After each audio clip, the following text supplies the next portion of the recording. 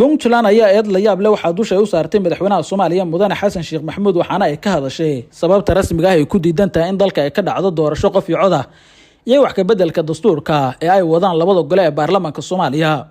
wasiirka warfaafinta dowlad goboleedka Puntland oo la hadlay warbaahinta ayaa sheegay halka sabab ay ku diidan yihiin wax ka bedelka dastuurka waxaana carabku uu ku dhuftay inay ka soo horjeedaan qorshaha ah in doorasho qof iyo cod dalka ay ka qabsanto taasoo ay ka shaqeynayso dowladda federaalka Soomaaliya cutubka afraadna si weyn ugu nuuxnuuxsanayo. waxa uu tilmaamay in marnaba suurtagal aysan ahayn Soomaaliya in doorasho qof iyo cod ay ka qabsanto isagoo su'aal dul dhigay madaxweyne Xasan Sheekh Maxamuud taasoo ahayd cidda doorasho loo qabanayo. waxaa sidoo kale xujo uu ka dhigay in reer Puntland doorasho qof iyo cod oo ka qabsanto dalka aysan ka qayb gali doonin. inta buu yiri hantidii reer Puntland ay ku lahaayeen magaalada Muqdisho xilligii dowladii dhexe awood ay ku degan yihiin beelaha caasimada ku nool iyagoo aaminsan inay ka dhaxleen aabayaashood.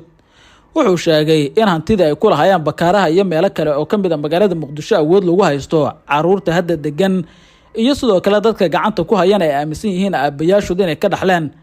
aabayaashoodna ay ka sii dhaxleen aabayaashood oo awood ku qabsaday sida hadalka u dhigay. inta taasi ay taagan tahayna aysan jirin sabab doorasho qof iyo cod ay ku dhici karto iyo qorshe Soomaali weyn la iskugu keeni karo. si kastaba waxa uu muujiyay halka arrin ay ku diidan yihiin doorasho qof iyo cod inay Puntland ka qayb gasho waxaana hadalkiisu uu ku soo aadayaa iyadoo maamulka madaxweyne Saciid Cabdullaahi Deni hore ugu dhawaaqay gabi ahaan inuu xiriirka u jaray dowladda madaxweyne Xasan Sheekh Maxamuud uu hogaamiyo oo aysan la macaamili doonin aqoonsanayna hay'adaha dowladda ka jira. Deni waxaa intaasi kadib uu isku dayay inuu gudaha deegaanada dowlad goboleedka Puntland ka mamnuuco calanka Jamhuuriyadda Federaalka Soomaaliya. waxaa laga dejiyay xafiisyada madaxtooyada sidoo kale barxadda weyn ee Garowe ayaa calankaas dhulka laga dhigay. shacabka ayaana is abaabulay oo dib calankaas u saaray barxadda weyn ee Garowe iyagoo muujiyay inaysan raalli ka ahayn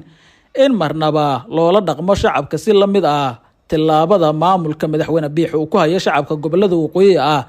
in cid kasta oo lagu arka calanka Soomaaliya la bartilmaameedsado la jirdilo la xiro lana dulaysto. taas ay shacabku ka dhiidiyeen waxaana ay muujiyeen sida marnaba aysan u doonaynin in Soomaaliya ay kala goodo amaba Puntland gooni ugoosadkeeda uu noqdo mid dhaqan gala.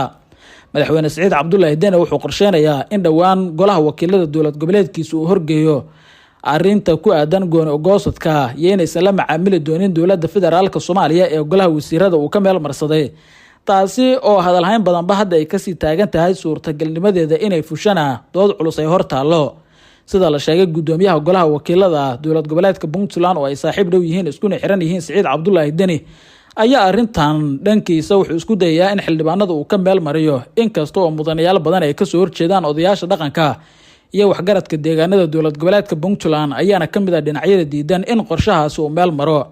waxaa isha lagu wada hayaa tilaabooyinka xiga ee Deni iyo xukuumaddiisa ay ku dhaqaaqi doonto iyo waxa shacabku ay fali doonaan